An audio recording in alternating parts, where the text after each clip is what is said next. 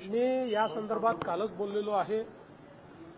उद्धव ठाकरे हे बाहेर पडले याचा मला आनंद आहे, कारण ते मुख्यमंत्री असताना जेव्हा शेतकऱ्यांवर संकट आलं होतं त्यावेळेस ते कार्पेटवरनं खाली उतरले नव्हते।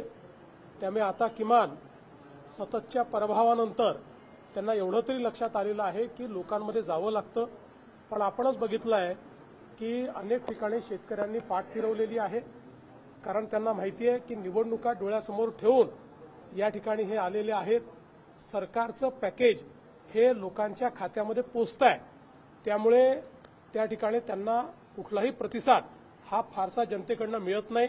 लोक पकडून आणण्याचं काम चाललंय। हे खरं आहे की काही ठिकाणी अजून पॅकेज पोहोचलेलं नाही, त्यामुळे तिथल्या शेतकऱ्यांमध्ये काही संभ्रम आहे पोहोचणार आहे की नाही। पण जसं आम्ही सांगितलं, रोज जवळपास 600 कोटी रुपये हे आरबीआयच्या नियमानुसार त्या ठिकाणी आम्हाला द्यावे लागतात आणि त्याचं रिकन्सिलिएशन करावं लागतं, म्हणूनच पॅकेजला वेळ लागतोय। पण आता जवळपास हे संपूर्ण पॅकेज येत्या काळामध्ये शेतकऱ्यांच्या खात्यामध्ये जाईल।